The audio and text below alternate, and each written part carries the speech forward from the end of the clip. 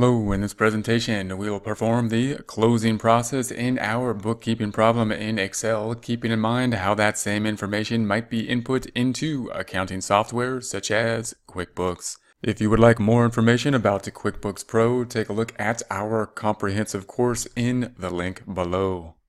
We will first take a quick look at QuickBooks and discuss the closing process in relation to it, and then jump over to Excel and do the closing process. Now in QuickBooks, the closing process really deals with adjusting the dates. We're going to do the closing entries for the end of February, the second month. Within QuickBooks or other accounting software, we can really change the dates and the reports will be adjusted in that way. However, the adjusting of the reports in terms of the closing process is a bit of a mystery for most people in terms of how does the income statement relate to the balance sheet as we go from month to month. How does that relationship change? And as we put this information into Excel, we can get a better idea of what is happening as we say put in the month of January versus the month of February versus moving to the month of March. So that's what we will do now. We'll enter the closing process into Excel. Here we are within Excel. We're in the Closing February tab. And we have another worksheet. We're going to do this with a similar worksheet as we used to the Adjusting Entries worksheet. And instead of posting to the general ledger, we'll just post to this middle column within the worksheet, and that'll give us a quick view of what is happening. Once again, this is an ideal worksheet to use if you just have a few adjustments that you're making, as opposed to making a whole month's worth of adjustments, in which case an account like cash would have way too much detail for this one line item to make much difference. However, if we only have one thing posted to something, then a worksheet like this is great because it'll tell us where we started, what happened, and where we ended at in a very short and concise format. This worksheet is being generated from the Adjusted Entries tab. What we're going to start with will be the Adjusted Trial Balance. These numbers in the Adjusted Trial Balance are pulling directly from that tab. In other words, here's the reference for that number. The Adjusting Entries tab in 3 is pulling from, if we go to this tab, I'm scrolling over to this tab, this number in 3, that's being pulled over, going back to the Adjusting tab, or the Closing tab, the last tab, to there. So that's going to be our starting point here, will be the Adjusted Trial Balance. Remember that this Adjusted Trial Balance was used in order to make the financial statements.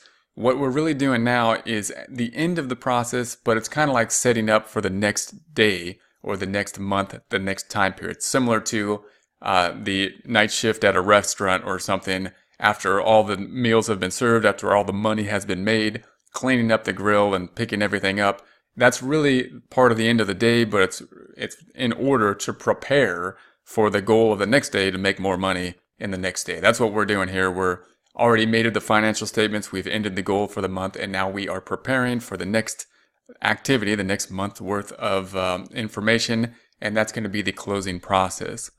What do we need to do within the closing process? We need to empty out all of the closing accounts, all the temporary accounts I should say, and make those 0 so that we can count up from 0 again. So when we move in something like QuickBooks, when we move the date range from say the end of or the month of February 1st to February 28th, it's going to show us the activity that happened during that time period in terms of the temporary accounts, revenue and expenses, as well as the draws. When we move then to the next month to February, it's going to, in essence, close out all those accounts and start over from the next time period.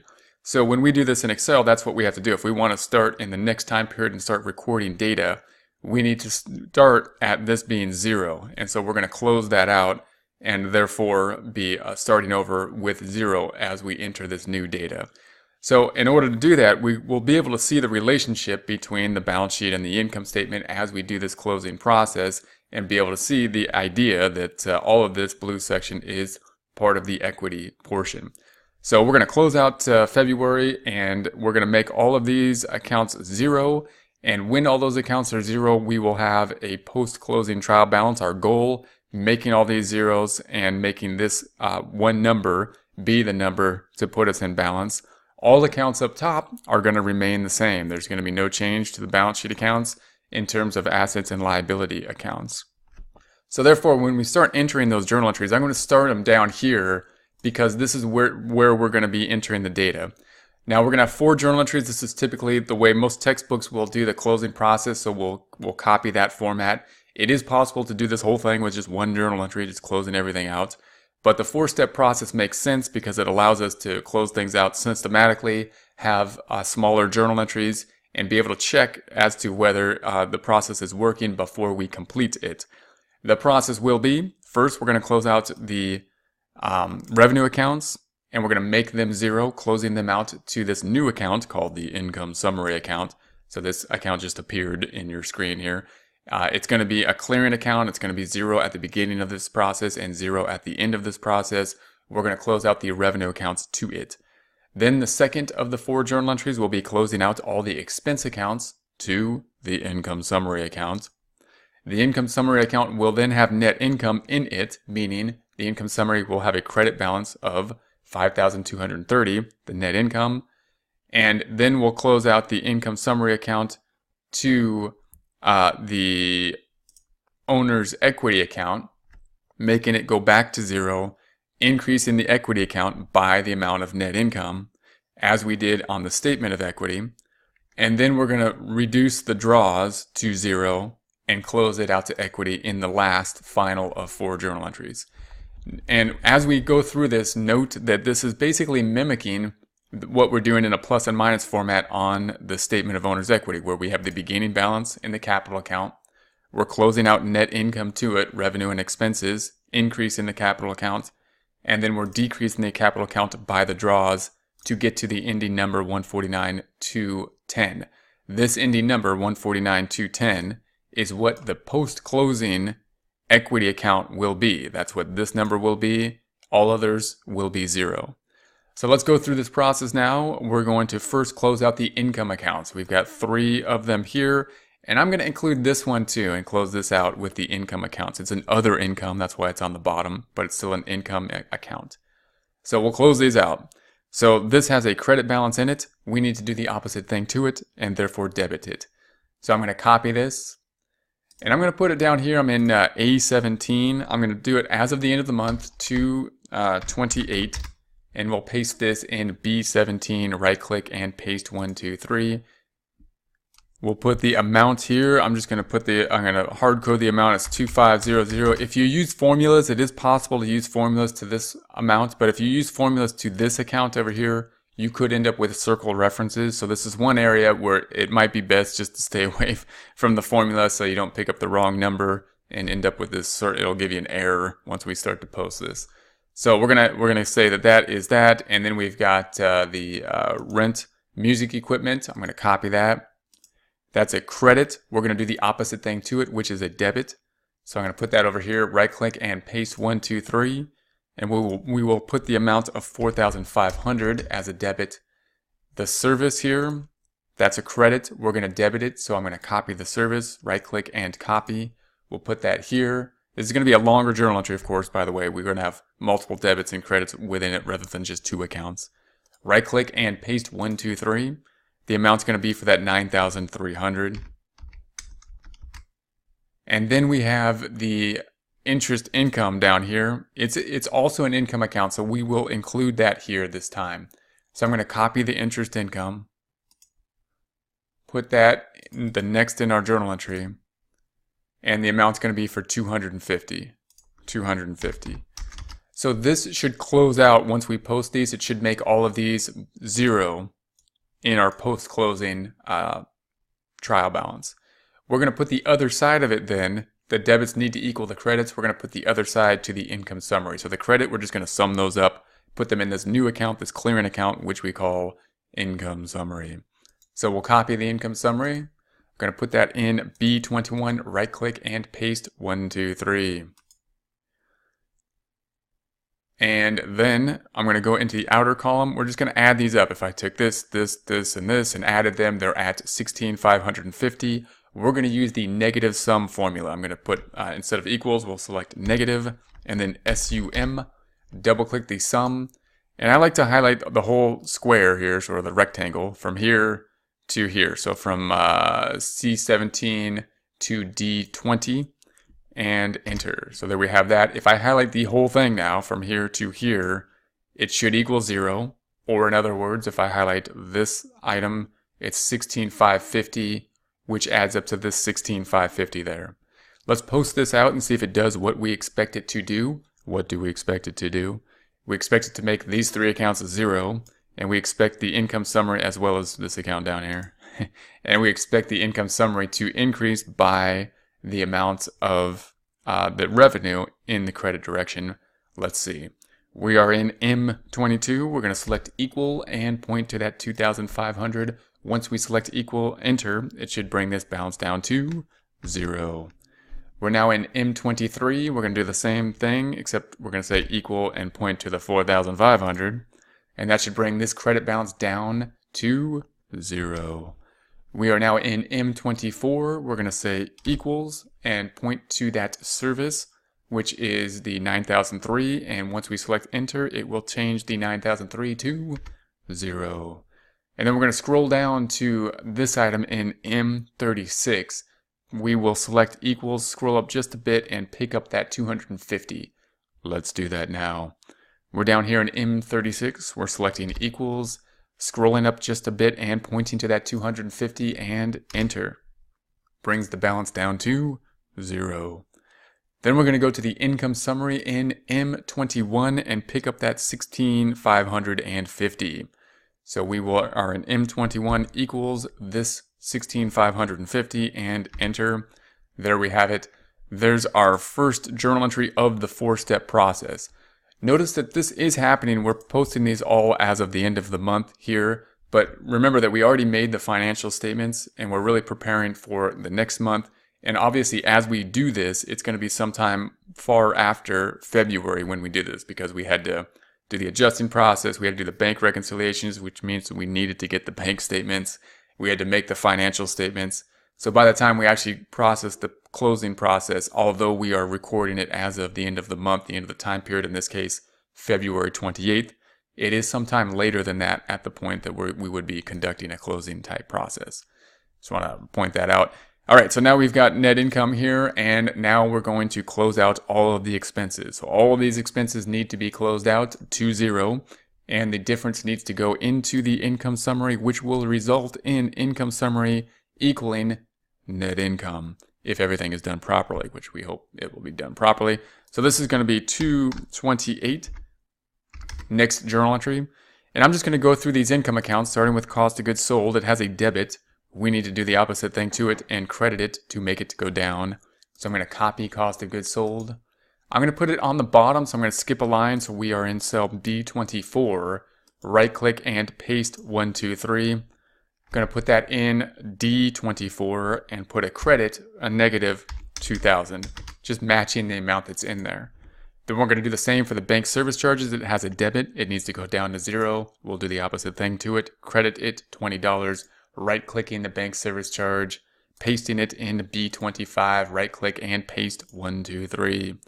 The amount then will be $20 in D25, negative $20, negative $20. Then we have the depreciation. It's a debit balance like all expenses. We need to then credit it. We'll do the opposite thing to it. So I'm going to copy depreciation. This will be a long journal entry, by the way. This is going to be the longest journal entry. Right click in B26 and paste 123. The amount then is going to be a credit of $775, just the amount that's there. Then we're going to do the insurance expense, has a debit balance. We need to do the opposite thing to it to make it go down, credit it. Copy the insurance expense, right click, paste in B27, 123. Amount will be credit of 917, just the amount that's in there. Then we're going to reduce the interest expense by the 621, right clicking and copying the interest expense. Pasting that in B28, right click and paste 123. Tabbing over, we are going to credit it for 621, the amount that is in there. Then we got the interest, the internet expense. So we're going to copy that. That will too be a credit. So we're going to paste that in B29, right click and paste 123. We're going to put the credit here, which is going to be a credit of 180. Then we don't need these two because they're already 0. If we put them in our journal entry, it wouldn't hurt, but we don't need them. Here's the payroll expense has a debit balance. We need to do the opposite and credit that as well. So we'll copy that, paste it in B30, right click and paste 1, 2, 3. The amount will be a credit of 5795. And then the next one is telephone expense. We have a debit. We will do the opposite thing to it and credit it. So we'll copy the telephone expense, put that into B31, right click and paste 1, 2, 3. And that's going to be a credit of 365. And then we have finally the utilities expense. It's a debit. We're going to do the opposite and credit it. So we'll copy that and put it in B32, right click and paste 1, 2, 3. The amount of 648. I'm going to go ahead and indent these. I'm just going to highlight all of them, go to the home tab, the alignment, and increase the indent. And that's what we have. Now that should bring all the balances down to 0 once we post it. Now we need to put our journal entry in balance by having a debit that matches the credits. So here's all the credits. We can highlight them all. Adds up to 11,321. That's what the debit needs to be. 11,321. We will do that with the negative sum function, the plug formula, which in C23 will be negative SUM, double clicking the sum function. I'm going to go from the bottom to the top, although you could move this and then give yourself room and then go from down here all the way up. So we want to be from C24 to D32. You don't need to highlight these columns, but I always do just because, in some cases it'll be there and it doesn't hurt to have blank cells there. So we'll say enter. And now, of course, if we highlight these, it adds up to 11,321. If we highlight the entire rectangle, it adds up to 0, meaning the debits equal the credits, or the debits minus the credits equals 0. Then we just need to know what this account will be, and of course it will be our new account, that account we made up, the income summary account. So we'll copy the income summary, put that on top in B23, right click and paste 1, 2, 3. Here we have it. We're going to go ahead and post this out now. I'm going to post these first to show the closing process and then the income summary. So we're going to start with the cost of goods sold. Here it is here. We're going to post that to M25 and that should bring this balance down to 0. So in M25, we're going to say equals the 2,000 credit. This is a debit, that's a credit, bringing the balance to 0. Now we're in M26, we're going to bring down bank service charge to 0 by saying equals. Point to that credit, that's a credit, this is a debit, should bring this down to 0 once we hit enter. Now we're in M27, we're going to say equals, and we're going to point to that depreciation expense, and it should bring this 775 down in the credit direction by 775 to 0. And then we're in M28, we're going to say equals, we're going to point to this 917, which should bring this 917 down by 917 to enter 0. Then we're at M29, we're going to say equals, and we're going to point to this 621. That should bring this debit balance down in the credit direction by 621 to 0.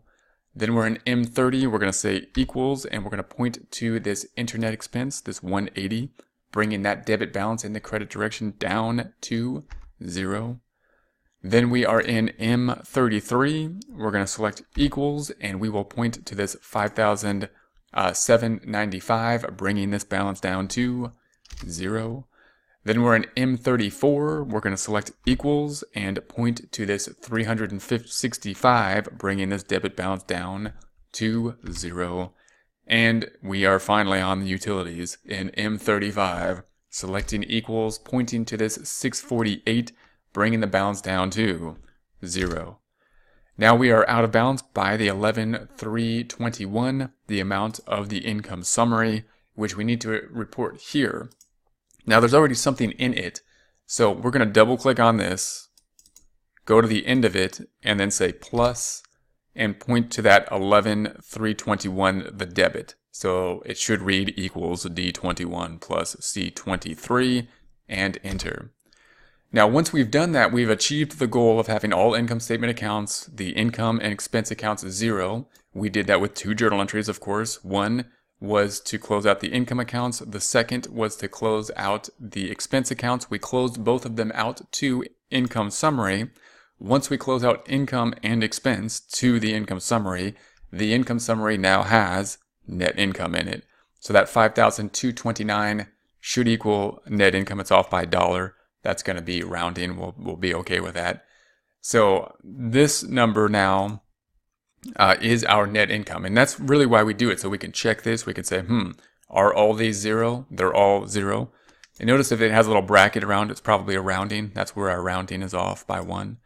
But we're going to say it's all 0 here. And then we're going to say that does this match our net income? It matches our net income here, and it should match the net income that we had recorded. If we go to our financials, I'm going to go back to this tab. On the financials, back to the adjusting tab. On our financials, right there, 5230 on AK42 in the adjusting entries tab. Back to the closing entries tab, 5230, 5230. So that means we can go ahead and do the last couple journal entries. The third journal entry we're going to put down here on 228, and it will be reducing. Now that we have checked this number, we're now going to reduce that number to 0 and put the difference to the owner's equity account. This has a credit in it. We're going to do the opposite thing to it, which is a debit. So I'm going to copy the income summary. We're going to scroll back down. We are in cell B34. Right click and paste 1, 2, 3. The amount of the debit is going to be that 5,229. So we will be here in C34, 5,229. We will credit something for 5,229 this time, a lot shorter journal entry, which is nice. And we're going to put it where we wanted to put it in the beginning. That's going to be to the owner's equity account. So this is a credit balance. We're going to credit it, which will increase it by the amount of net income. Let's do that. We're going to say owner's equity. Scroll back down. It's going to be here in B35. Right click and paste 1, 2, 3. I'm going to indent it. Home tab, alignment, increase the indent. Here's our third closing journal entry of 4. Well, let's post it. Here's the income summary. We're going to post that here to the income summary. Something is in it. Therefore, I'm going to just double click on it. We will go to the end of it and say plus, and then point to this 5,229. So we should have equals D21 plus D23 plus D34, bringing us back down to 0. What's in there now, you can see if we point to it, is this increased it by revenue, and then we decreased it by the expenses, and then we decreased it by net income, bringing it back down to 0, and closing it out now to the equity account. So here's the equity account.